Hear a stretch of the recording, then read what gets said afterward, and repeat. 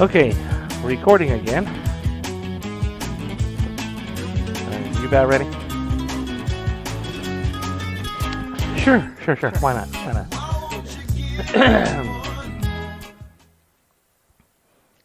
What are you reading?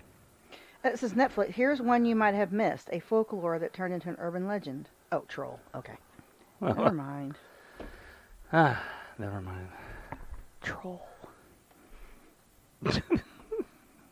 Hey everybody, this is Eric. This is Robin. And this is Stuart Perspective. Yay! Yay.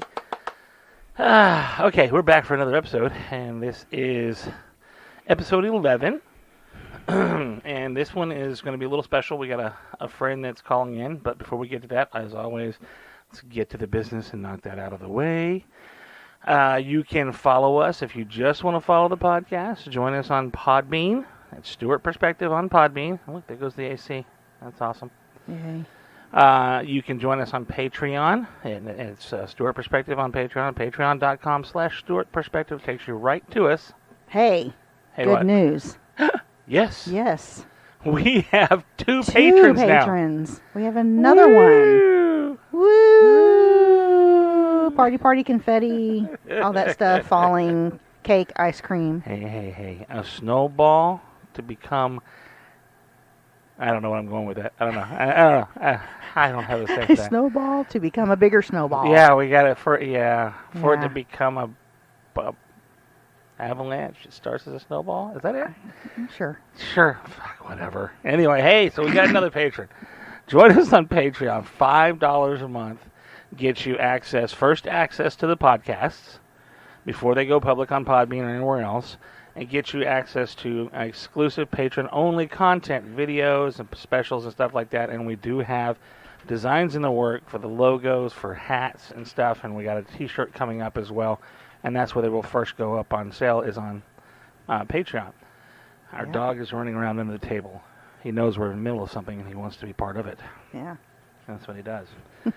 So you can go there. $5 a month, help support the show.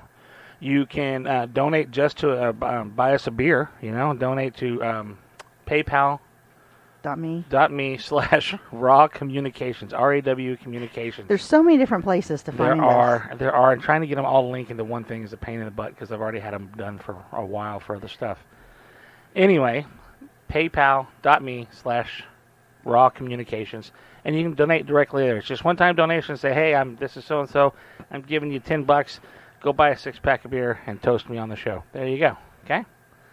So that'd be great to do. Also, you can go to our... What is he doing? He keeps coming over and going and doing my hand up and down. To pet him. To do something. I don't know what he... Anyway, Paco, you're not helping. You're not helping.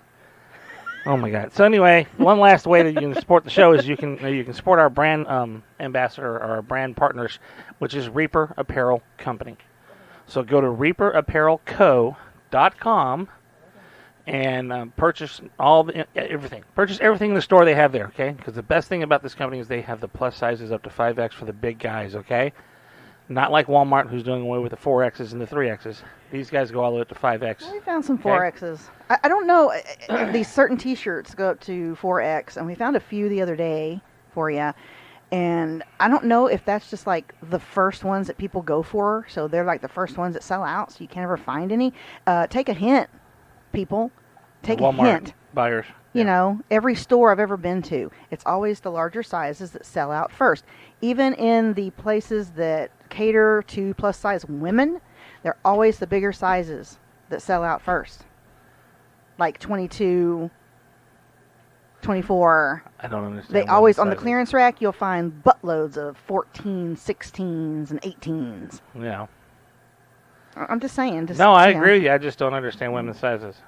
Oh, well. I don't know how that works.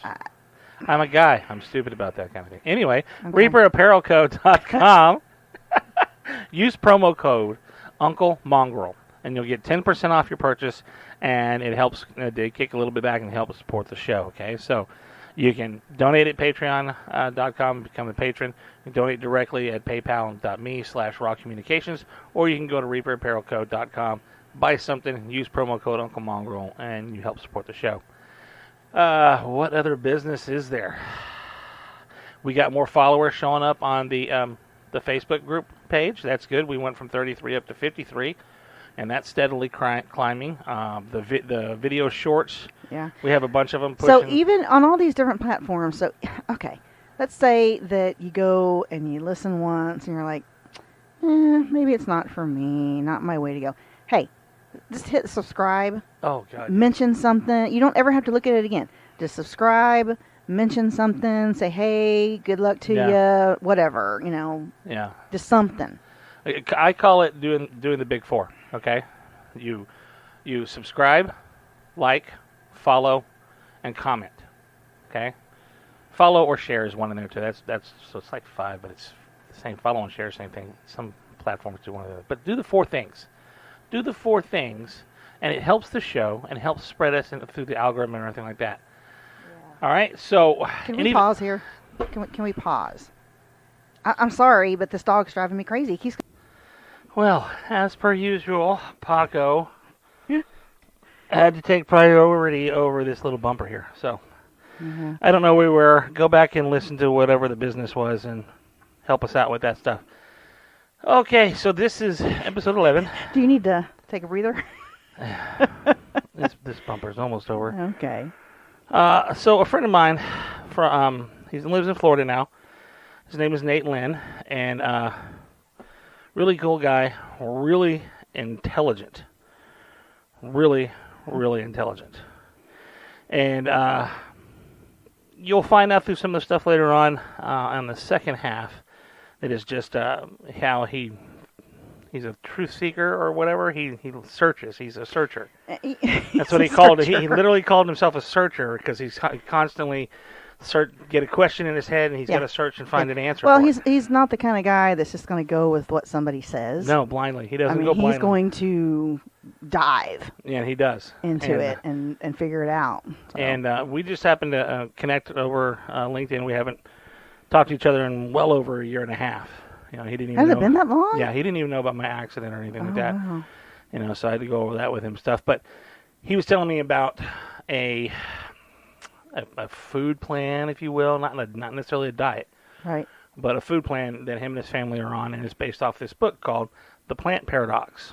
Mm-hmm. And who's that doctor? I've got it right here. We got it right here. The Plant Parodox by Dr. Stephen R. Gundry, MD. And we got a whole series. She got a cookbook. We got a couple of these that we're going to read together. Nate's already read the book, so that's what this whole first part of this podcast is going to be. Nate's going to be joining us. It is a phone call. We do this out of the shoebox of an RV that we live in, so the audio, it's off of a cell phone over a microphone into the recording system. So, just bear with us and listen close because it's pretty good, actually, what he has to say. And I was able to edit it and beef up his audio and stuff like that. It'd be great if someday we had an actual room where we did this kind of stuff and he could actually be in the room with us and do a show with him. Yeah. Because it's really, we could have talked for hours on all kinds of stuff. If that were to happen, we would probably literally record hours and hours and break it down into a series because he goes off on all kinds of subjects and we could all sit here and talk forever with him. A couple of times I find myself going, huh? Yeah, right. Yeah, really? But anyway, this Plant Parodox, it's called The Hidden Dangers in quote-unquote healthy foods that cause disease and weight gain. Yeah, and Nate gave us a lot of insight to this thing. And it really, before we were even done with the phone call, Robin already had it in the queue and was already ordering the books and stuff. So it's really interesting so far. We'll let you know how it goes for us. But without further ado, let's get to that segment, and we'll be back right after that. Well, it's right after for us. It's about 40 minutes for you guys. Anyway, we'll be back. Well, did you get done with your business call? Yeah. Can you hear me? Yeah. Can you hear us? I can, yeah. All right. Well, cool. Thanks for jumping back in, man. I'm already recording here, so I kind of told Robin a little bit about this Plant Parodox, but Yeah, I've heard of this book. I have not been able to read it yet, but I'm really interested in what you learned. Yeah, so I will admit I have an attention span problem normally when I try to read a book. I understand. Unless it's a really good story, right? So sitting down and reading a book that's as information heavy as that book, that's not been a thing I've been able to do. So I usually just grab things on audiobook. But this book, I picked it up, and it held my attention for the whole freaking thing. And it's a big book. Okay. Definitely a book I'd probably read again. And I keep going back to certain sections to look at it. So the gist of the book is plants have a defense mechanism called a lectin. Okay. These lectins discourage things from eating them. Okay. It's a basic premise of the whole thing. Some plants have a lot more lectins than others. Some plants we have learned to cope with over the last X amount of 1,000 years as we've eaten things. Grain is relatively newer to the human diet. So that's a lectin we're still not really good at breaking down. Hence the reason some people react really bad to gluten, like celiac disease. Gluten is a lectin. Okay. All right. That makes sense. Yeah. Yeah, it does. You start kind of looking at it. It makes a ton of sense, man. So what's kind of interesting reading the book is I started to look at things and then applying these principles throughout my whole household. I mean, we changed our whole kitchen over to support this. Oh. And for me, originally it was just, hey, I need to drop some weight. I've got some markers in my blood that I don't want to see anymore. So first thing I did before we started is I went to my doctor and I had him run a battery of tests, like not just the normal A1C and HDL and LDL. I mean, we did all those, right? Mm-hmm. I really wanted to know inflammation markers. How inflamed was my body? And it came back that I was decently inflamed. Yeah. So when I went back for my second blood work, A1C hadn't changed much because that's a 90-day marker, right? Yeah. My blood glucose did drop a little bit, but my inflammation markers went way down. That sounds interesting. Yeah, because I wanted the baseline, right? I want to say, okay, is this working, right? Yeah. So we swapped the whole kitchen over. So we cleaned out all wheat. Pretty much every grain, we just got rid of it. Yeah, you were telling me earlier, absolutely no corn. And no corn. You got rid of soy, too. Yep, no soy. Okay. That's a relatively new part to the human diet. Yeah. We started buying all of we went pretty much almost to just our main protein source now is predominantly wild-caught fish. Really? So we eat a lot of salmon and a lot of mahi in the house right now. Eggs. You can't see it. You can't see it, but Robin's cringing because she's not a fish person. I'm like, But here's the thing. So the eggs we buy are pasture raised, and what I like about the book too is he gets into some of the greenwashing, right, as it's so called, like the greenwash. Oh, this is cage free or free range. But when you actually look at what the definition of that is, a free range chicken just has to have outdoor access. Yeah. Yeah. And it's maybe only a 5x5. Exactly. It's very minimalistic on that outside access, and they got an entire barn full. Yeah. I know most of them will never get to that, right? Right. Yeah. The cage free is just a big place where thousands of them are stuck in. They can barely move around, but they're not in cages. Yeah. Exactly right. Yeah. Exactly right. Yeah. Oh yeah. So we started buying only pasture raised, meaning they're in the sun all day long. Yeah. They're eating bugs. They're eating bugs and grass. Yeah. Yep. Absolutely. Okay, I mean, they're as nature intended them to eat. Yeah. So that's all we buy for eggs now is pasture raised. I even quit getting eggs from my nephew because he was the cheapest place to get eggs. Because I looked at it, he was $3 a dozen, man. And when I looked at the feed he was feeding his chickens, I was like, dude, I can't buy your eggs anymore. I'm sorry. The feed you're using, it's corn, it's soy, and it's full of GMOs.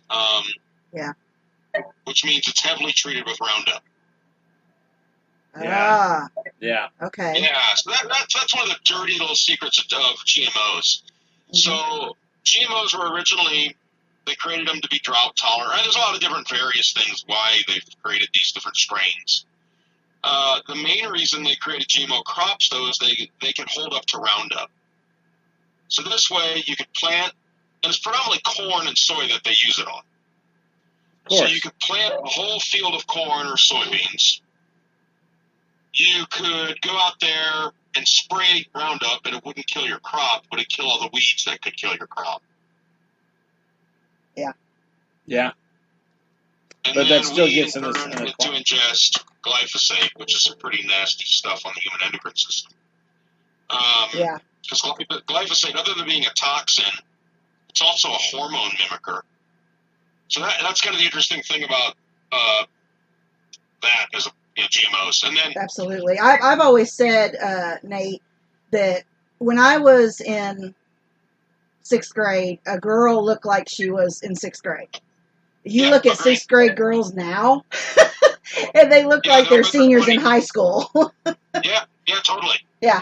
Yeah. Yeah, and that's why, they have all these hormones and everything they're eating. Yep. Absolutely. Yeah, here's another little nasty fact about organic. So before this, we were buying organic chicken, etc., right? Mm-hmm.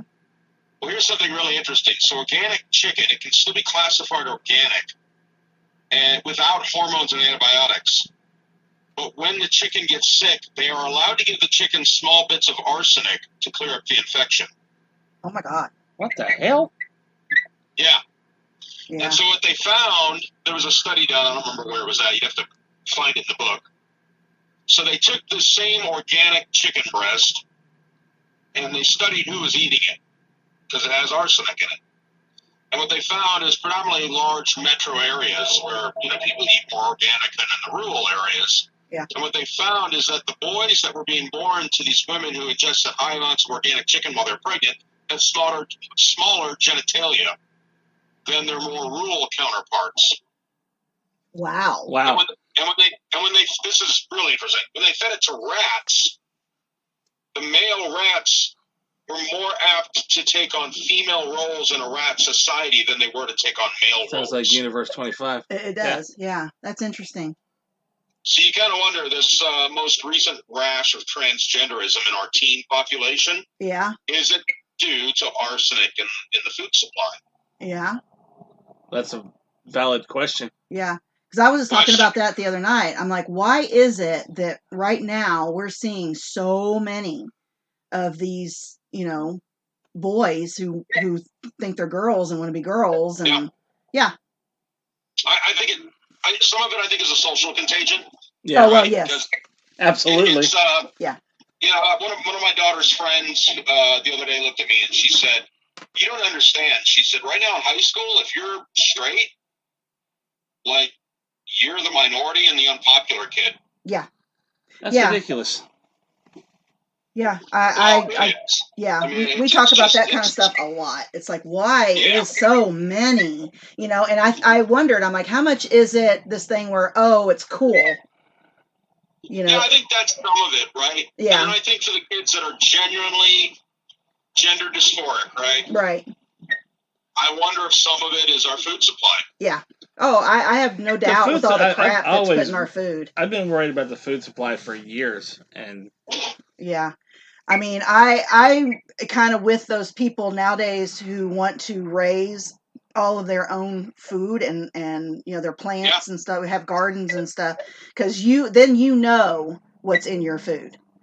Exactly. So that's where we got to. So okay. we've got a family of 5 at home. Mhm. So our normal grocery bill with our lovely inflation Oh yeah. Oh yeah. was running us around $1,300 a month. Okay. Woo. Yeah. So we decided to swap out all of our ingredients to only, when it's vegetables, only organic, non-GMO, no grains, no grain, no wheat, etc. We buy our chickens locally from some Mennonites now. Right on. So we know we walk that farm. We know exactly what those birds are being fed. Wow. The beef comes from Bluffton, Georgia. Yeah, you were telling me about where you're getting your beef from, and it's fully grass-fed?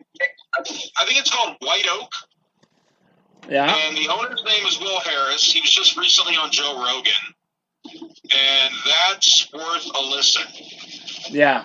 We were talking about that earlier, and there's one here in Texas that's done the same thing, where they've done that with buffalo, where the property they purchased, the land was unusable, but they came in and they cleared a field, brought a herd of buffalo in, and they would graze it. They would use the restroom on it, and then they move them to the next pasture over, and they just keep doing that, and it brought the fields back to a natural state, and now they have several herds. Wow.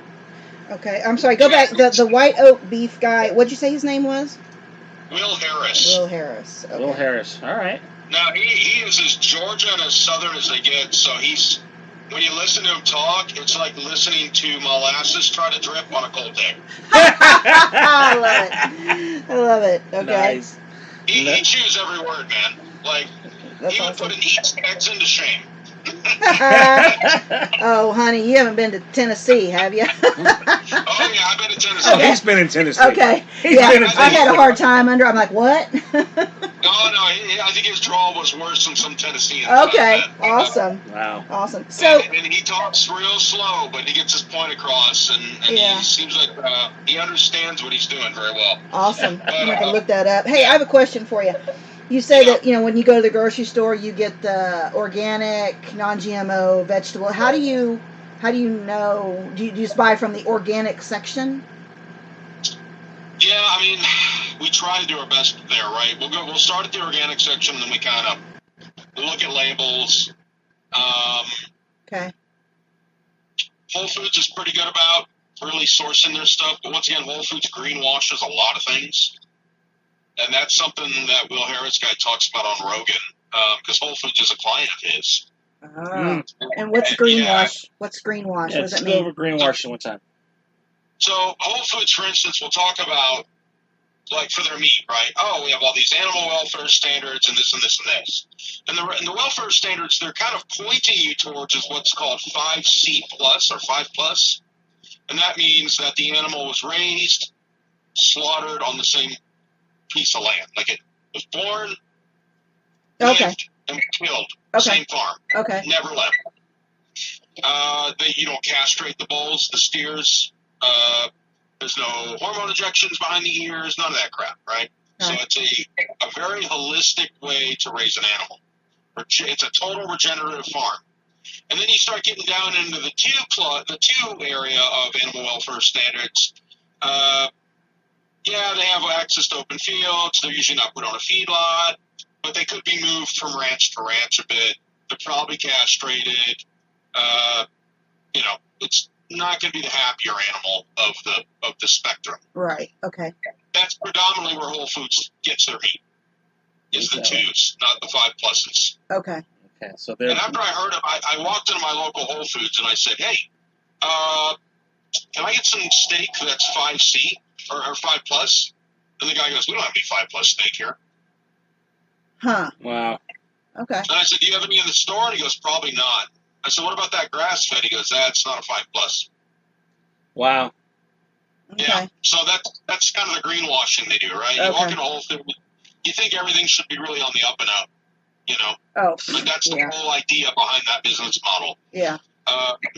You start looking at packages and labels, and you're like, "Oh, well, I could buy this in a normal grocery store for half the cost." And, I do that. That's what I look at. I'm like, bullshit. True.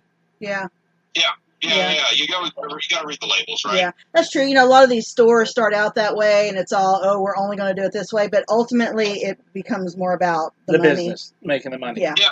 Well, we had a place right in our town that we just moved back to from Texas, and when they started, it was only organic, local produce. So they were working with local organic farms, dairies, etc. When we decided to do this thing, that was the first place I went. And I walked in, and I'm looking around, and I went to the counter, and I said, "Hey, is all your produce organic?" And they said, "No, it's just local." Okay. Okay. I said, "Oh, well, do you know what they're spraying on it?" And they said, "No, we don't really keep track of that." Okay. So they're just as bad as everybody else. Yeah. And then I went to the butcher counter, and it was all black Angus steak, and I said, "Hey, is all this grass-fed, grass-finished, 100%, And he goes, no, this is conventional beef, grain-fed." And I was like, "All right, well, appreciate it." And I walked out. Huh. And then I started hitting the World Wide Web to find, food sources.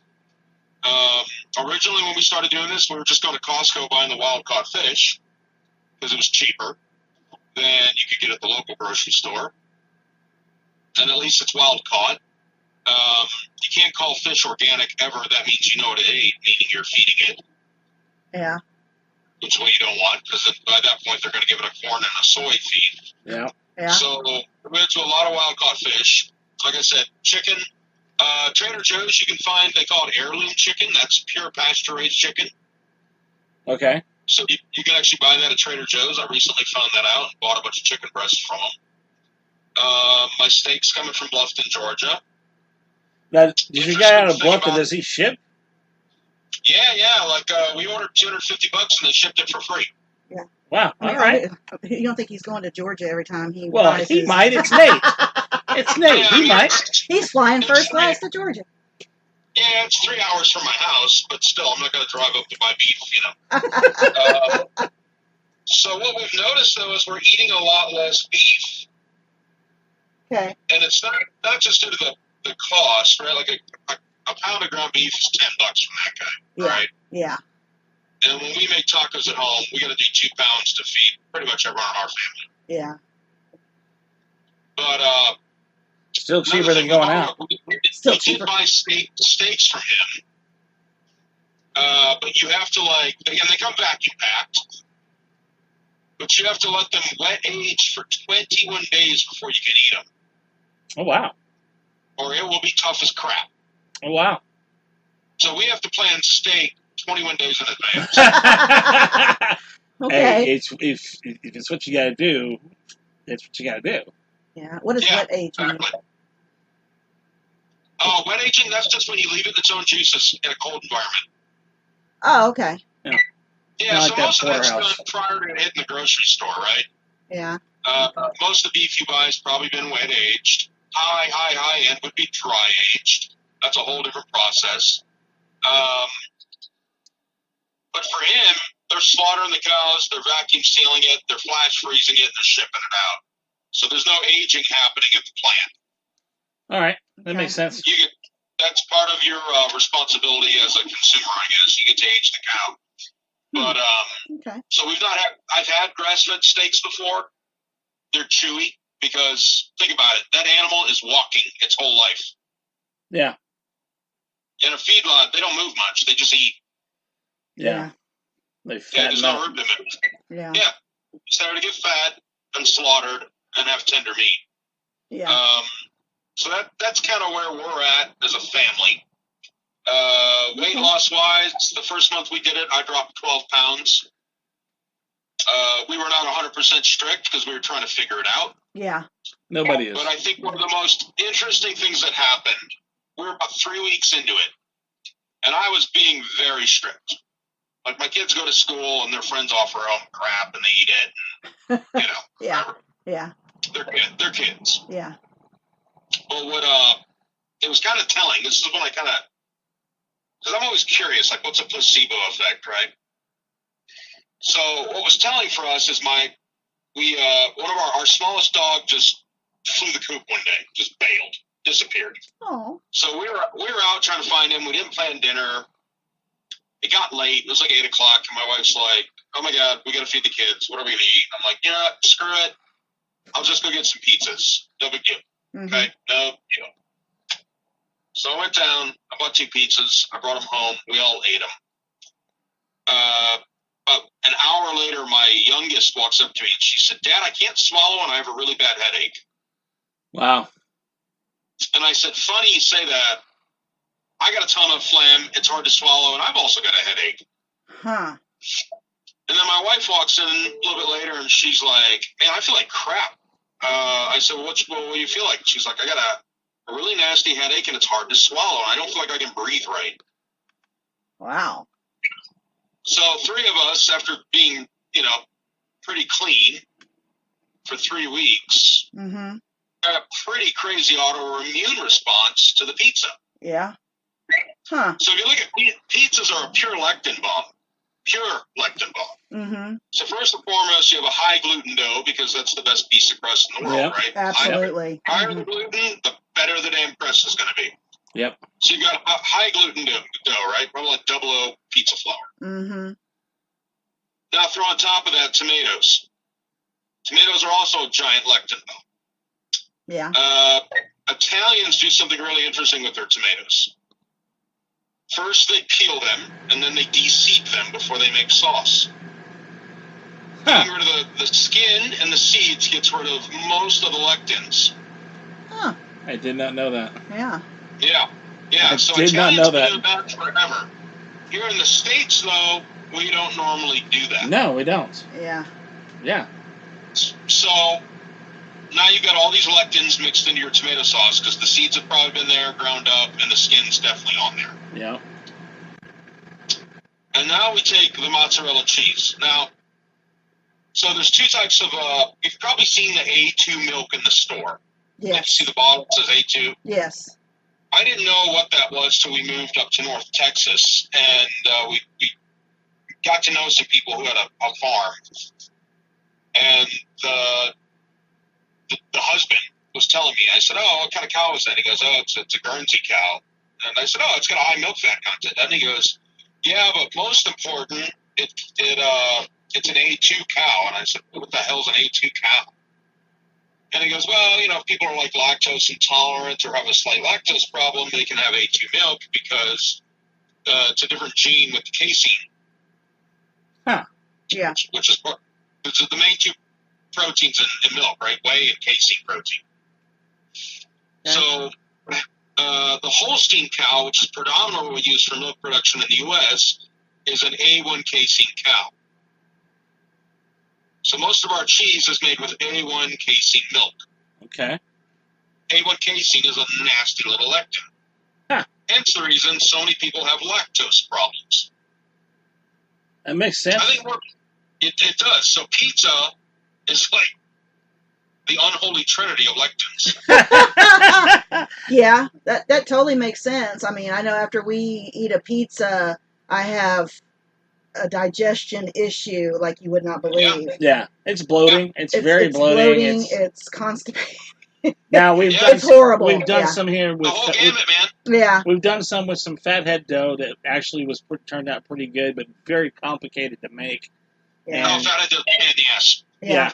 But the pizza actually turned out really good. But just living in the shoebox of an RV, the process of making the dough, I was like, X that shit until we get a kitchen somewhere. You know? Yeah, no, for sure. We're going to start experimenting with sorghum. Oh, okay. So sorghum's a grain, but it's actually a grain that our body breaks down really well. It is high in resistant starch, so your body takes a long time to break it down, so you don't get the insulin spike from it. Oh, yeah. Okay. And it's full of minerals. It's actually a phenomenal little grain.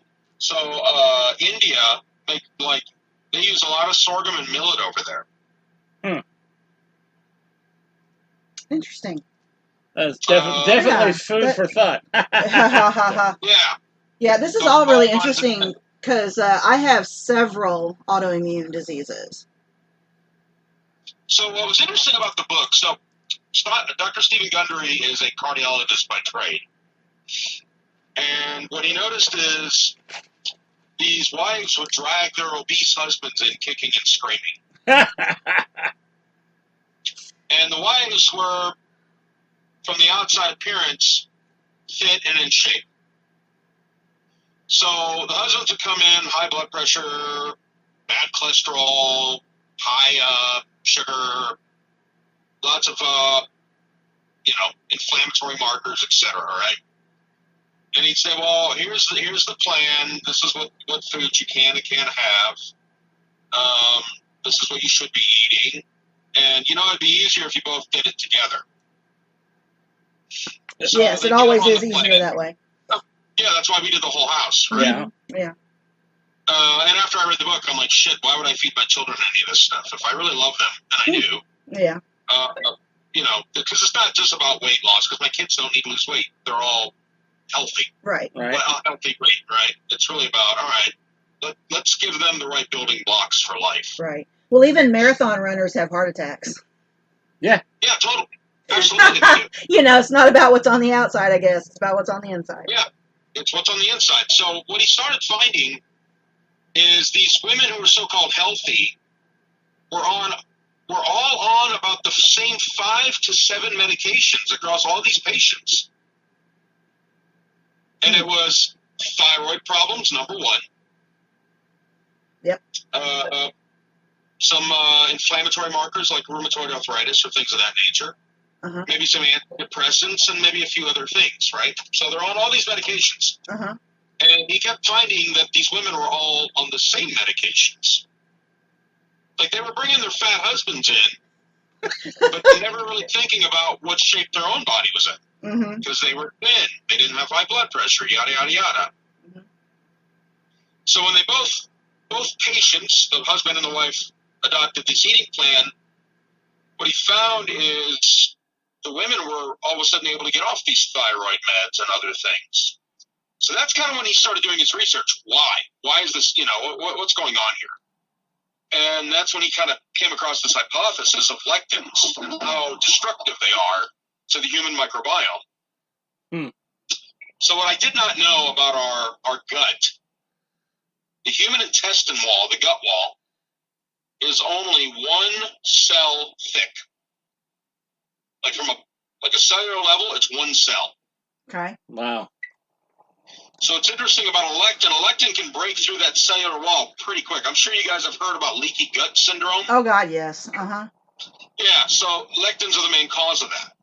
Gluten is the big bad boy in the room on that, and sugar. Sure. But all lectins contribute to this. So what lectins do, I was explaining to my daughter the other day. So lectin's a sticky protein, and it gets in and it sticks to these cells, and then the cell actually can't get the proper plugged into the outlet, for lack of better terms. So my 9-year-old asked me about this today, and I said, all right, imagine I gave you a Lego set, but I replaced 25% of the blocks with mega blocks. Same color, same shape. You'll build the Lego set, and yeah, it'll fit together pretty good, but it'll never be as structurally sound as if you used 100% Lego parts. Yeah. Yeah. Okay. Because what lectins do is they mimic hormones. So, for instance, an estrogenic mimetic hormone in the form of a lectin, like a soy or something of that nature, will get through the gut wall, and it'll find the socket that your actual estrogen, real estrogen that the body produces, should be plugging into, and it'll plug in, and then it binds to it. Now your real estrogen can't plug into it. So now the cell is erratic. So it sends in an immune response because something's just quite not right. Yeah. Huh. Okay. Then the body goes into an autoimmune disorder, inflammation markers spike, the cells can go rogue, then now we have cancer, yada, yada, yada, yada, yada. Wow. Wow. Okay. That's very interesting. I really need to pick this book up. I've already got it on Amazon. Oh, she's already loaded it. Buy it, read it. Well, Yeah. one thing that blew me away you were talking about earlier was the red beans, man. Tell Robin about the red bean situation you found out. Yeah, so good. Give this a Google. So, legumes in general, he does not recommend eating legumes, period, the end. And that's terrible. I know, like right? refried beans. Jesus. That's a, Yeah, agreed, bro. Yeah, come on. That's a Texas staple. right. And for me down here on the way south, boiled peanuts, okay? Yeah. Yeah. Love boiled peanuts. And I love cashews. But all legumes. Cashews? So Yeah. cashews are a legume. They're not technically a nut. Yeah. Damn it. I know, right? Well, this just sucks. Bye, Nate. No. Yeah, exactly. You're out. We're jacking you. Yeah, we don't like this as much as we thought. No, I'm just kidding. Okay. So red beans, if you give it a Google, what I found was one of the common reasons of food poisoning in the U.S. is from red kidney beans. I did not know this. So if you were to eat a handful of raw beans, red beans, black beans, etc., your body will go into such a bad immune response. They've been known to cause strokes and other nasty little things. You'll probably end up in the ER. Wow. The lectin content is that high. So now you're wondering, well, how in the hell have Hispanic cultures and other cultures eaten beans for this long and survived? Well, what's interesting, my wife's family's Puerto Rican. When her grandmother makes red beans, and she makes them a lot, I mean, when we were living with her while we were renovating her house, I think I ate them for dinner at least 4 nights a week. I'd get home late, they'd already eaten dinner, I'd heat up a bowl of beans and rice, and I'd go to bed. Yeah. So it's interesting, you can actually destroy the lectins through cooking.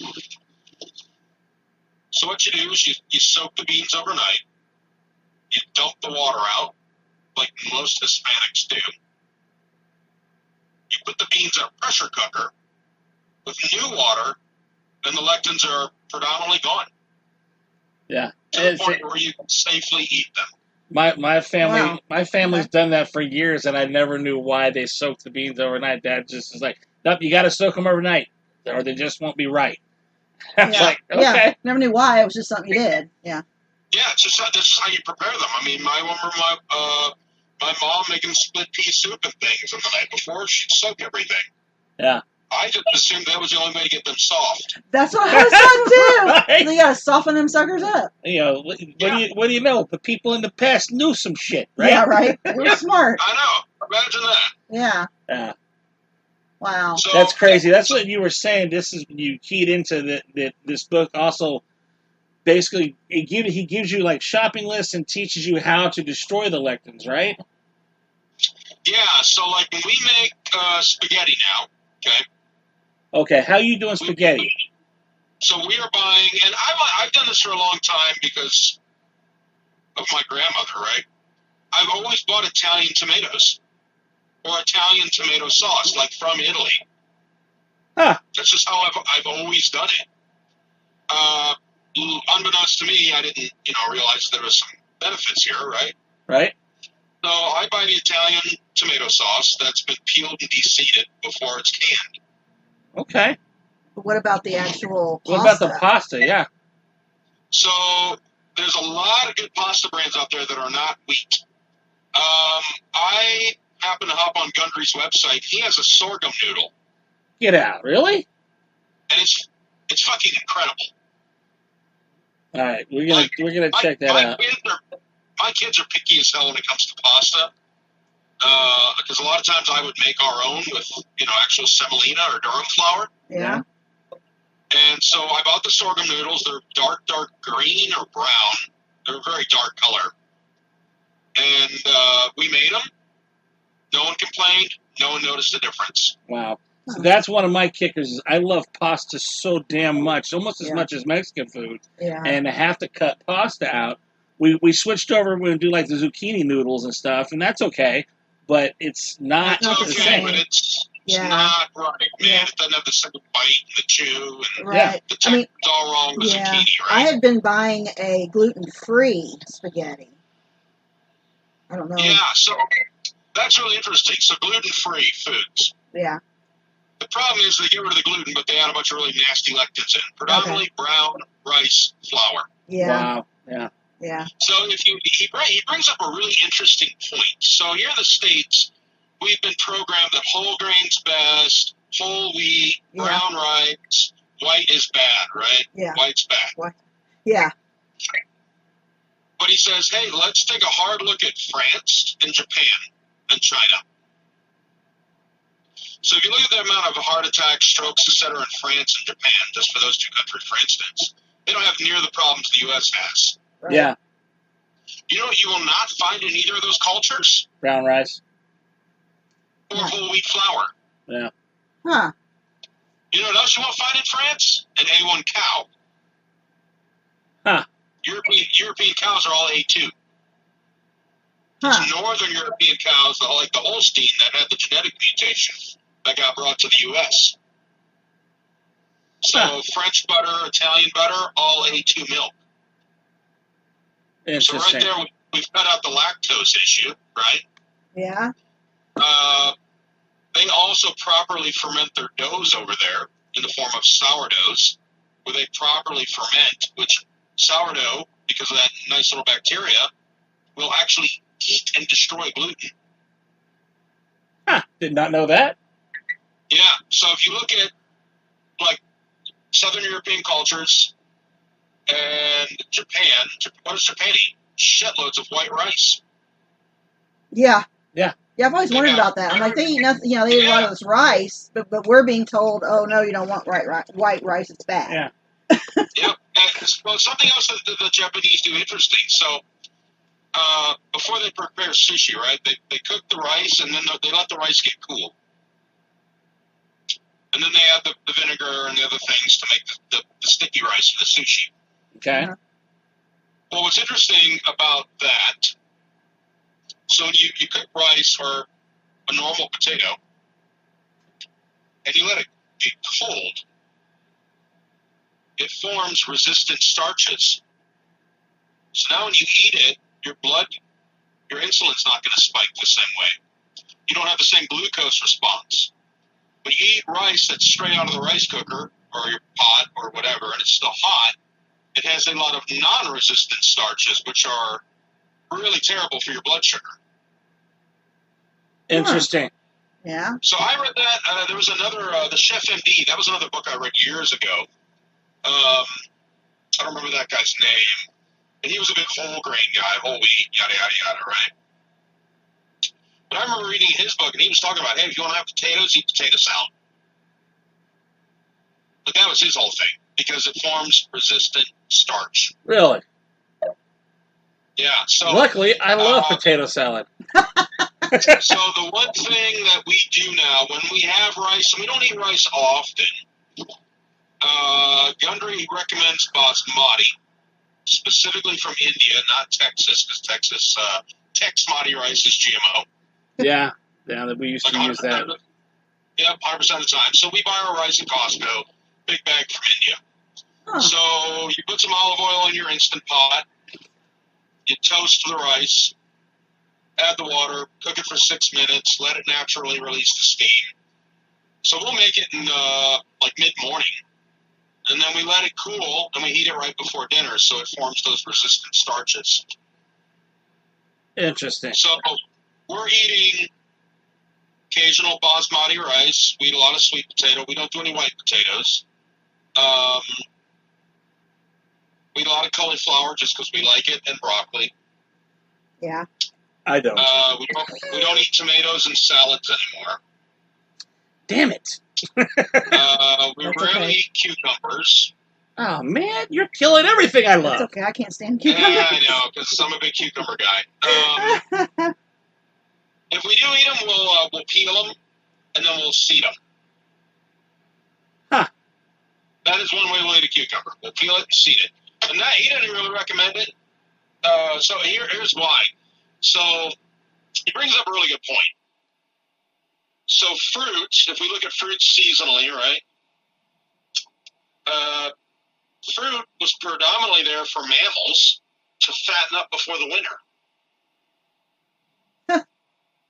We can get a lot of calories in a small package, and it would help us get fat before winter came. Because most fruit is available what? Spring through fall, right? Yeah. Yeah. It was a good way to fatten up before the winter. Orangutans, for instance, a female orangutan, before she can hit gestation, she has to put on like 80 pounds. Wow. And how our female orangutans do that? They eat a shitload of fruit. Huh. Yep. So that's kind of going to the corn argument too, right? We only feed corn to animals to do what? Fatten them up. Yep. So why would we want to ingest a grain that is doing one thing and one thing only? It's fattening us up. It's a solid point. Yeah. So in the 1970s, France declared corn unfit for human consumption. Wow, really? Yeah. Wow. Once again, why are they healthier than us? Yeah. Solid point. You know? Yeah. So I think it was, I forget, he's got it in his book. I forget what university it was. So there's this carbon molecule that is only found in corn. And I don't remember the name of it. And it was like the MC4 or something like that. But it's this really unique carbon molecule you can find only in corn. So I don't remember if it was University of Berkeley or where in Southern California. They ran samples of hair from Americans and Europeans, Really? looking for that one specific molecule. What they found is American hair was 65% that carbon molecule from corn. Wow. What they found from the European hair samples is only 5% of the hair sample was made up of that one carbon molecule. Huh. So it's not that we're eating corn on the daily, even though I know a lot of people that do. Yeah. It's the fact that our food supply is loaded with it. Well, yeah. Corn syrup. Yeah. Corn syrup, yeah. Yeah. Yep. Oh. Corn syrup, corn fiber. The cows are fed corn. The chickens are fed corn. The fish is fed corn. Like, Yeah. everything we ingest has eaten corn, right? Yep. So we're not just what we eat, we're what our food ate. You are what you eat. True. And we are what they ate, right? Absolutely. Yes. Yeah. Very true. Dude, Wow. this has been Man, Nate, this this is has really. been a crap ton of food for thought, literally. Yeah, I can't wait to read the book. Yeah. Again, for the listeners, that is the Plant Paradox by Dr. Stephen Gundry.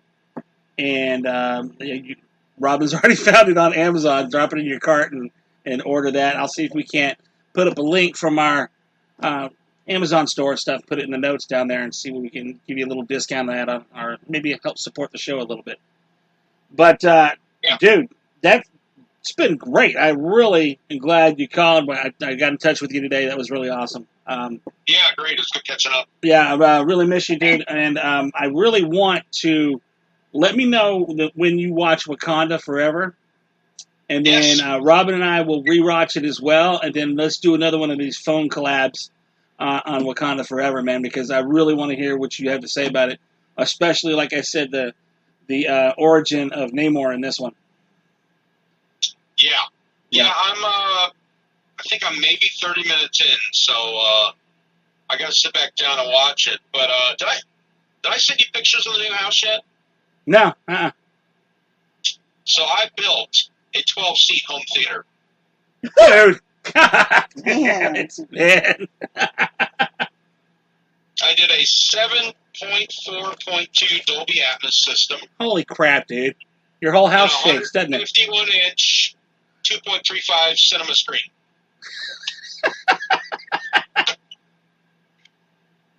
I'll send you pictures. It turned out really nice. Yeah, you do that so I can be jealous as hell. All right? Yeah. Right. Very Yeah, cool. I'll send you pics, man. It was 5 months of my life renovating this house we bought, but well worth it. So Right on. All right, man. Well, Thank you so much for all this information. absolutely. But we'll keep in touch and we'll talk about the Wakanda thing.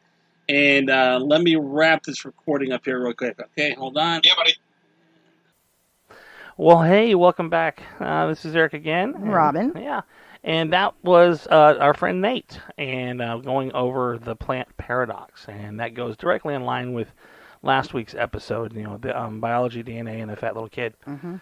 So this next part, this is we turned the microphone off the main interview, and once again, as usual happens with us and our friends and stuff, we just started talking, and what was supposed to be just a quick goodbye ended up going into about another 30 or 40 minutes of conversation on numerous topics, and so that's what this next segment is, and it's just free flowing thoughts. Yes. And very free flowing. Very free flowing, and it's about some modern hot button topics that are going on in society today. So, Yes. And our opinion on what may or may not be causing all these issues. So yeah, just know that this is just perspective and discussion. Perspective and discussion. Okay, so join us in a conversation. Go to the Facebook group if you want to. If you want to add something to it, or if you want to gripe at us about something, let's hear it. Yeah. I want to hear your opinion. You know, I may prove not agree. me wrong. Well, there's a gauntlet has been laid down, ladies and gentlemen. It's like you always see those memes, and it says some fact. Oh yeah. And it's, the person that has the sign says, "Prove me wrong." And Star Wars is better than Star Trek. Yeah. Yeah. Yeah, something like that. Which it is, but whatever. Anyway, we digress as our phone calls and everything else normally does. I just want to make sure you guys have fair warning that we do hit some hot button items in this just random free flowing thought process with Nate. And you'll be hearing from Nate later on in some other shows and stuff. We're going to get together over the phone again and do a discussion about Wakanda Forever and stuff like that. So anyway, without further ado, let's hit this last part, and we'll be back to wrap everything up after that. Yep. All right. This guy and what they've put out about his background and stuff. It's like, yeah, I mean, he was pissed off because, he couldn't get any. He couldn't get any. Yeah. Well, I was talking to a good friend of mine. He's like a corporate security director for a really like a multi-billion-dollar company. Mm-hmm. And he said, dude, get this shit. He goes, one of our female employees had an incident with an Uber driver. So she was being brought to the office from the airport by an Uber. So she's on company time. Mm-hmm. The guy on the way over was like, hey, we should hook up on Facebook. Let's connect, yada, yada. And she's like, yeah, okay, yeah, fine, whatever. They pull up to the office. He won't unlock the door to let her out until she gives him her Facebook information. Wow. He's like, no, I'm not letting you out till you do this. So they get into an argument about it. And she's like, well, I'll tell you what, just pull up your Facebook. I'll take a picture of it. I'll find you. I'm in a hurry. Finally got out of the car, went inside, filed a police report, called Uber. Uber fires the guy. She goes to leave the office that night, and the guys are waiting for her. Holy Damn. Yep. And starts screaming at her and cursing at her. You got me fired. What the fuck is wrong? Oh, yeah, yada, yada, yada, right? Came the whole thing. Cops had to get re-involved, arrest the guy, yada, yada, yada. Holy shit. Wow. So my buddy's like, how fucked up is that? I'm like, dude, people are just, like, society's just fucked, right? Really, yeah. And I've been wondering, why are so many young men so angry? Yeah. Well, I mean, I think it's kind of emasculation, I think, is a big part of it. I think so too. Well, and Peterson also talked about, he goes, well, here's what's happening in society, especially with men, right? Young men. So naturally, as men, we have these very instinctive roles, right? Mm-hmm. Gender-specific roles or Yeah. sex-specific roles, okay? Yeah. What is the sex and gender-specific role of a man in Western society? Every fucking society. Provider, protector, hunter, right? That's the Yeah. main three things we've been doing since civilization has been recorded. Yep. Now we're told that's toxic. Yeah. Masculinity is toxic. Man, right? the minute Right. they started talking about toxic masculinity, I'm like, what the fuck is wrong with you? Yeah. It's like, I don't want a man opening the door for me. What? What's wrong with that? Let's be honest. Feminism started this shit. Okay. I agree with you 100%. And then a lot of it now, it's that militant feminism, but I think it's morphed even. It's not so much the militant feminists, because we all know what they're about, right? Yeah. It's now where women because women have only been around really aggressive males, so they view any sort of aggression from a man as being toxic. Yeah. But what will put, and because most men that are overly aggressive are very cowardly at the end of the day, right? Yeah. So you have a man that's overly aggressive, he's overly domineering, in his mind, he's the alpha, right? And then you have a guy like me or Eric who can just calmly step into a situation and check the motherfucker without causing a ruckus. Yep. Yeah. Yeah. Okay? Yeah. But men are being told that even doing that now is wrong. That shit. Right. Because Eric and I know when to be aggressive and how much aggression to apply to a situation, right? Yeah. We're not the raging hormone bully or the roid monster, okay? That's Right. not us. Yeah. But we can step in and go, motherfucker, you better back the fuck off or there's going to be serious consequences. Yep. Uh-huh. And 9 out of 10 times, because they're cowards, and they know they've been challenged by a real man, they'll back the fuck down. And if they don't, well, then we go to other means, right? Right. Whether it be physical contact at that point and putting them in their Right. place. Yeah. You don't need to go 0 to 10 before Yeah. you go No. 0 to 4 or whatever. Yeah. No, so unfortunately, men have been lumped into the 0 to 10 category, right? Right. That we're all these aggressive, testosterone-fueled monsters. Yeah. Okay? Exactly. That's not the case. Yeah. But now, when you're telling boys, nope, you don't need to be the provider. You don't need to be the knight in shining armor. Okay? You've totally removed their biological nature. Telling them to suppress it, put it down, it's not wanted, it's old-fashioned, yada, yada, yada, right? Right. Here comes the rage and aggression, because they don't know what else to do with it. You're right. You're right. I mean, I've always said that, I mean, certain things about feminism, I guess, were good. I mean, it got us to certain places in society. Yeah, totally. It started out with very good intentions. Right. But it's kind of, been the downfall, because then you had, we got to have more women in the workforce. So now Yep. you've taken away both parents from raising their child. Totally. So the child is now left on their own or to their own devices, and they don't know how to raise themselves. I don't care what you say. You can't just let a kid make all their own decisions in life. They're not Gen X. Yeah, it's Fuck like, no, they're idiots. yeah, and people are actually going that direction. Oh, well, I let little Joey make all his own decisions on what he wants to do, and he's 3. Yeah. Fuck that So, shit. they have no boundaries, and they don't Hence really the know. reason we're seeing 5 and 6-year-olds be put on puberty blockers. Oh, God, yeah.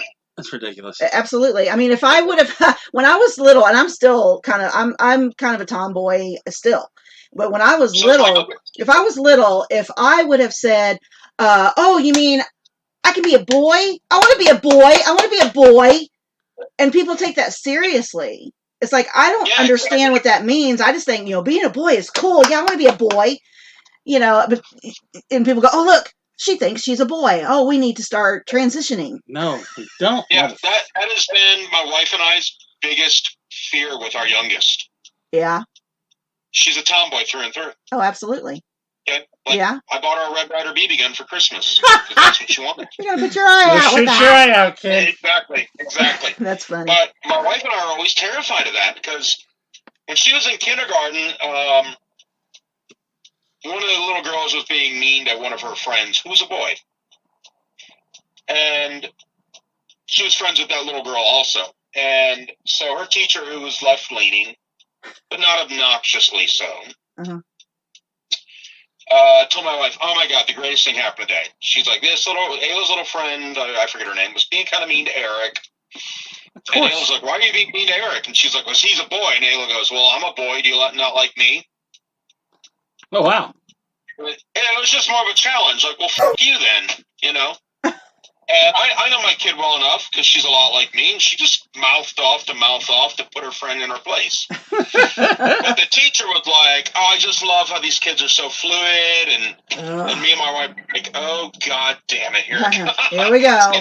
Fluid. It's like, what the hell? Yeah. I mean, when I was little, man, I have one older brother, and all the boys in the neighborhood, we go ride bikes, we'd be in the dirt, we had the Tonka trucks, we were just going down the creek and getting dirty. And I mean, that was just the way it was, and it was fun, and I never thought about, oh, I feel like a boy. I must be a That's boy. ridiculous. Yeah, Yeah. of course not. Right. No, I mean, my mom still recalls to this day that when I was younger, because it was just me, my mom, and my sister. My dad was always out partying and drinking and being crazy. She was taking my sister dress shopping, and I said, well, when am I getting a dress? I was 3. Yeah, I didn't know any better. I'm like, well, what the f***? You're buying her pretty dresses. Where's mine? Yeah, but today, God damn it, I would have been, fucking get my dick cut off and God knows what else. Right. You'd have your pretty dress and a lot more to go with it. Yeah, exactly. I think Bill Maher said it best. He goes, as a child I wanted to be a pirate. Thank God my mother didn't pluck out one of my eyes and cut my leg off. Right? Right? Thank God. Like, where does the insanity end? Yeah. I loved Bill Maher for years when he was doing his comedic stand-up. And then he got his show, and he went so fucking far left, and I really despised him during the Trump era. But now, since he's realized, my God, y'all have lifted too far to the left, and I can't agree with you. I'm like, now he's saying the exact same shit that we're saying. I'm like, welcome back, Bill. Welcome back. Yep. I think We missed you. Said the other day, they said Bill Maher is taking the longest red pilling probably in history. Oh, wow. Like, he's just waking up going, what the fuck is going on here, Yeah. More people need to wake up and go, what the fuck is going on here?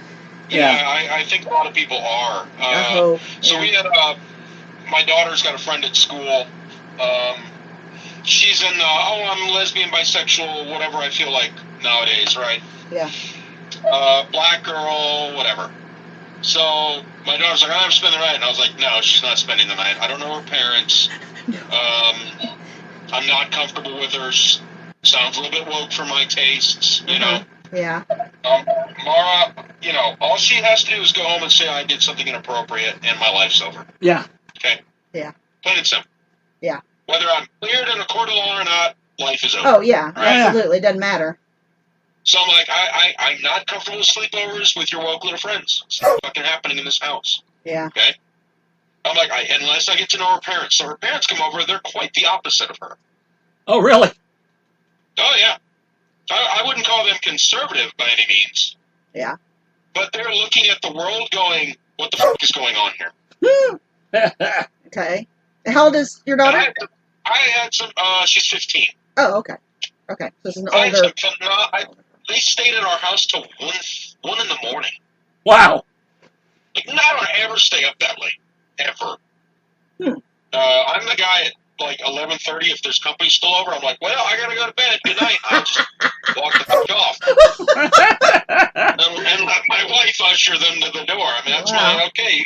Okay. I love you, but get the fuck out. I need my sleep. Get the fuck out of my house. But I mean, we talked to them in depth about trans mess, gay mess, this mess, that mess, yada yada yada. Race relations, you name it. I think we had every taboo conversation that night. Wow. Wow. Well, that's cool when you can talk when about you can it. actually have those conversations with strangers. Well, that's what he said. He's like, dude, the fact that we're actually civilly discussing this, I said, is nothing short of a miracle in today's society. He goes, absolutely not. Yeah. He said, but I've also never met a white guy that knows as much as you. He goes, normally they just spout off crazy talking points, but they don't actually understand any of what they're saying. Yeah. And I said, well, I worked with a lot of black guys in Miami, and the one really would say some shit sometimes, and I look at him and say, what the fuck are you talking about? That makes no sense to me. And then he would educate me. But it took having someone who wanted to talk to me about some of these things, right? Yeah. And an open mind. I mean, you have to have an open mind, okay? Yeah. Oh, yeah. Definitely. But, I mean, there was never we didn't never have, like, even if he said something I didn't quite agree with, we never had a combative, there was nothing. I'd just say, well, that's an interesting point. I will have to look into that and get back with you, Uh-huh. And I could tell, I started talking some things on religion with him that I could tell He probably didn't agree with me. Yeah. But I just said, hey, I'm going to shoot you some links if you want to read them. And he's like, yeah, I would actually like to read that. And then he was like, oh, there's a movie on Netflix. You would probably love it due to what the route you're exploring right now. And I haven't watched it yet, but he's like, watch that, get back to me. I really want to know your opinion. So that was kind of the dialogue on that. It was really healthy. It was really good. It was a lot of fun. We can't wait to have them back over. Huh. All good, but not normal in today's society. No, not at all. Not at all. So, yeah. Well, hey, Cool. I just got to my hotel in Greenville. I'm going to get going. All right. All right. Well, It's been a great call. Great call. Wonderful talking to you guys. Yeah. I enjoyed it a lot. And Sure. I will try to watch Black Panther this weekend. Okay. I'll holler at you. All right. Well, the 27th, Hutto, Snuffy's after your dinner appointment. Well, yeah, can't wait to see you guys. Yeah. That we'll have a few beers and we'll talk more then and hammer some stuff out because I like this and maybe do some more calls like this. You know. Oh yeah, you want to delve into the religion conversation one day? I've been doing some really interesting studies. Oh, that'll be fucking interesting. Like I am a Christian through and through. Mm-hmm. I am almost convinced that when we die, we don't go to heaven. Okay, where do we go? It's crazy, but as crazy as heaven. Okay. Okay. So, what was interesting about Old Testament Judaism? They were the only religion in that area that didn't believe in an afterlife. That's historically proven. Okay. They believed when you took a dirt nap, it was truly a dirt nap. You were asleep. So what's interesting is Paul, in the New Testament now, fast forwarding, Paul says at one point that when Christ returns to earth, that those who are asleep in Christ, aka dead, will be raised, resurrected, and those who are alive will be changed, quickly changed, is the specific language. Right. Meaning metamorphosed into an immortal being. Huh. So when you start to dig into all this, heaven is for God and the angels. It was never intended for man. Earth was always the intention for man. But I think every denomination of Christian, whether it be Protestant, Catholicism, you name it, right? We all agree Christ is returning to earth to set up his kingdom here on earth. So at that point, that kind of negates the whole idea about heaven, because heaven would be earth. Even the Lord's Prayer, the kingdom come, that will be done on earth as it is in heaven. Yeah.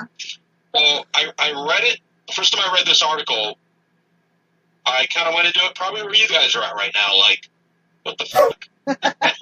Okay? Uh-huh. But if you look at, because a lot of what our understanding comes from is Catholicism. Well, where did Catholicism come from?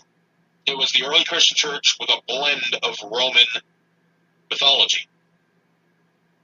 All right. So the Catholics brought on a lot of crazy pagan ideas when they founded the Holy Roman Empire.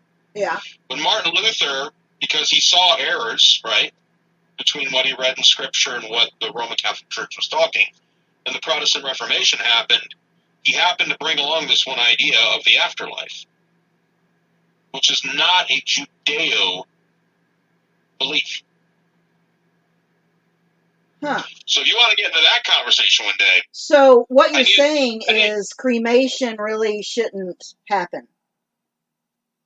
You know, after reading that article, I'm kind of on that board, because I've been telling my family forever, when I'm dead, you're just fucking burn me. Don't take up the land. Right. I know. And if you look at why Catholics are so against cremation.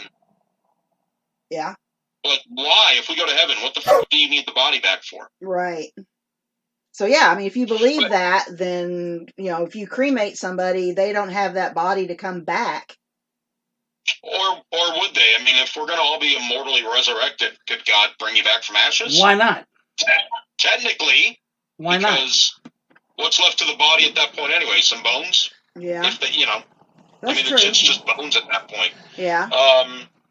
Huh. So yeah, if you ever want to get in that conversation, we can definitely go down that road because that's a really, really interesting one, and there's some interesting scripture that I think helps back it up. Yeah, and I really know a lot of nothing about the whys and the hows and the how it happened. I just know what I was taught my whole life. Exactly. And now I'm sitting back, and I'm actually, once again, like, so I was raised, I don't know, you probably don't know this, Robin, I'm sure I've told Eric, I was raised in a Christian cult. Yeah, he's mentioned that, yeah.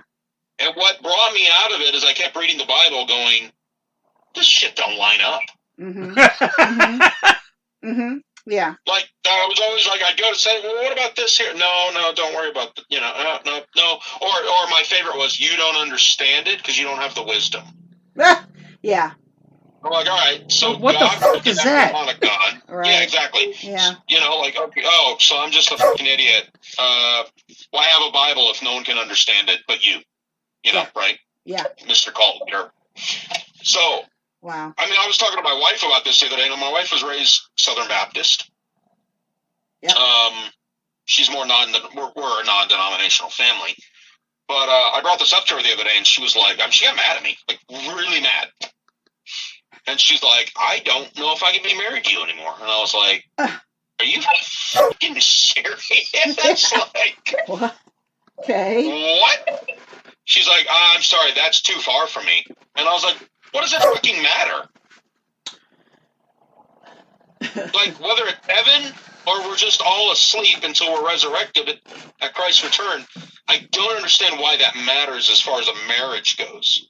Right. The problem is I challenged a very, like, she knew nothing else. A core element. Core element of her being, man. Yeah. And I fucking hit it with a sledgehammer. Yeah. And I just said, look, I'm not saying I'm 100%. I'm just saying I read this article. Not that I believe everything I read.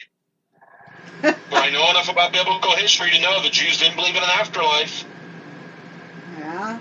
And I always wondered why. Wow. And now I'm reading this. Yeah. And now I'm looking at all these scriptural references the guy's given.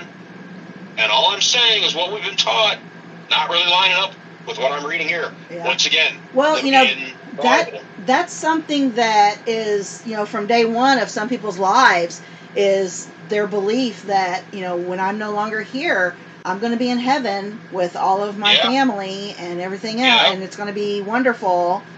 And yet, we as Christians are the ones that we don't want to die. We want to live as long as possible. But yet, heaven is this wonderful place, this awfully wonderful place, So it kind of goes against, our natural programming. Right. It's like, I want to live, but this place I'm going to be one day is so much better than where I am now. Exactly. It's kind of weird when you think about it, but, I was raised absolutely nothing. I mean, my parents didn't talk about God. I mean, it wasn't that they were against it. We just didn't. And as I got older, my dad got saved and became a member of the Southern Baptist Church in Georgetown, Texas. And I started going with him. And that was like the worst, 3 or 4 years of my life, honestly, because they always made you feel like you're a horrible human being. Yep. Sinner saved by grace. You are nothing, and everything you do is a sin, and all that. It was like, oh my God, I'm so depressed. So that's why now I'm a Presbyterian. So, well, it's funny because kind of what started this whole thing for me. I mean, I'm a searcher, right? I'm always looking for truths. Okay? Yeah. I'm just constantly trying to rationalize and bring logic to conversations. Yeah. So I was listening to this pastor was talking about original sin and yada yada yada yada, right? And I'm like, original sin. If we look at it from the Augustine doctrine that everyone teaches for the most part. So Adam and Eve sinned, man fell. That we can all agree on, right? They fucked up, sin was introduced into the world. Or was it? So if we take that argument, then the Catholics are right. You should be baptizing babies. But does a baby know it's being fucking baptized? No. Does a baby understand it needs a savior from its sinful nature? No. So kind of I was challenging my wife one day. I said, all right, are we all damned until we're saved? She's like, yes. I'm like, all right. So every unborn child, every aborted child, and every child who dies before they're aware of what the fuck is going on is going to hell. Yeah. And he's like, no. And I said, all right, explain. Yeah. And therein lies the paradox. Explain it. Yes. Yeah. Yes. She goes, well, what about the age of accountability? And I said, please show me that in the Bible, because I can't find it. I keep looking. She's like, well, I don't think it's in the Bible. And I said, well, then where the fuck did that come from? This Southern Baptist thing. They talk about age of accountability. I think a lot of Protestant and even Catholic, they talk about, well, there's an age where you're accountable, where you understand the gravity of your sin, blah, blah, blah, blah, blah, blah, blah, right? I think they just added that shit. Yeah, so I'm like, all right, so God's sending all of these infants who don't know the up from fucking down to hell just because they were born into sin. I'm like, that doesn't work for me. Right. That's not the God that I see in the New Testament. Right. Not in any way, shape, or form. Right. That's not a God that becomes man and dies for us. Right. It doesn't compute. There's no logic there. Yeah. And if I do believe one thing about God, because the universe is ordered, it's he's a God of logic.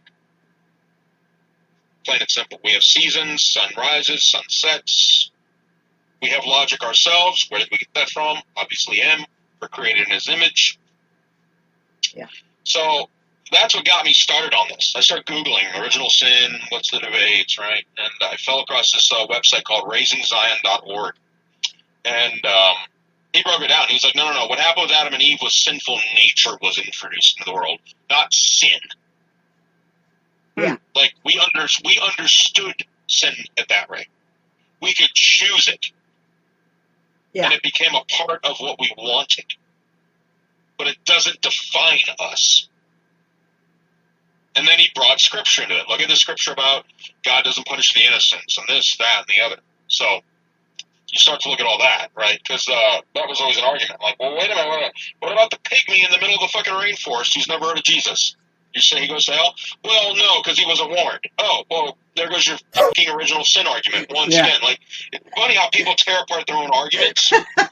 Right? Yeah. Because deep down inside, they understand that what they're proposing is pure fucking barbarism.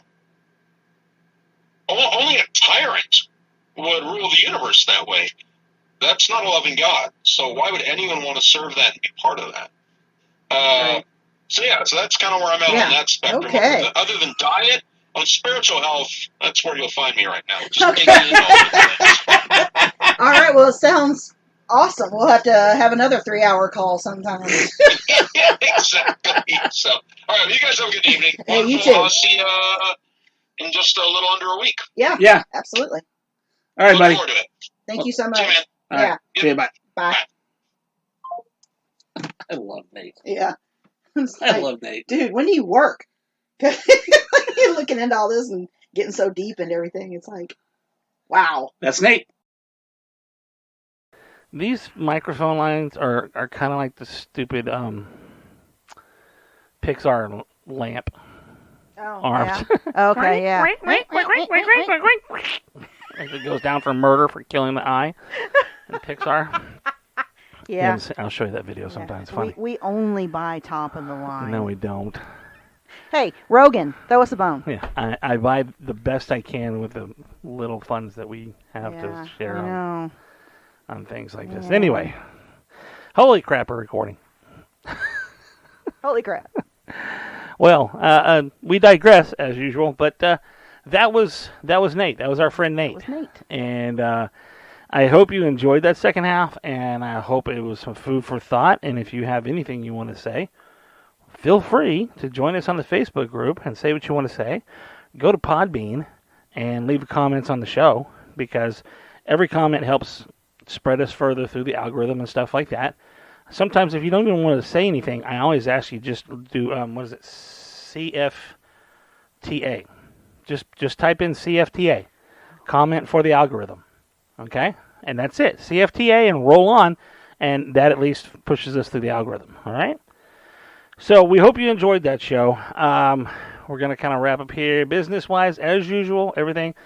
Join us on patreon.com/StuartPerspective.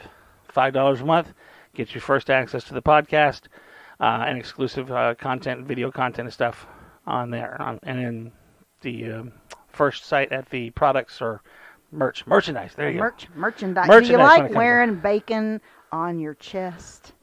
Okay, we're getting into something. That sounded a little weird, doesn't it? I told you I'd never talk about what we did, but anyway. If you like wearing bacon on your chest or on your back, this is just getting worse and worse, isn't it? It is getting worse and worse. Stick with us. You'll find out sooner or later. You'll find out. It's awesome. Oh, my God. Bacon is life. It's life. Bacon is life. Bacon, I am your father. That's right. Bacon. Anyway, so that's Patreon. Go to Podbean, Stuart Perspective on Podbean. Follow us there. If you want to donate to the show and just buy us a beer and we'll throw out a toast to you during the show, it's paypal.me/rawcommunications. Throw us a bone on that one there and we'll toast you on the air. This microphone is messing up. I don't know if you can hear that or not. You can hear that? That's the aliens. That's the aliens talking through our microphones. Aliens. Now where was I? They like bacon too. They like bacon. They like hamburgers too. That's why they do all the That's cattle why they mutilation. get all the cattle mutilation. Yeah, burgers and bacon. Oh Jesus. Okay. Anyway, what was the last thing? Oh, ReaperApparelCo.com. Use promo code Uncle Mongrel. Get you 10% off your purchase, and throws a little bit back to the show. I don't have anything else. Do you have anything else? I don't think so. If I sat here long enough, I can come up with something. Oh, my goodness. Probably not anything anybody wants to hear.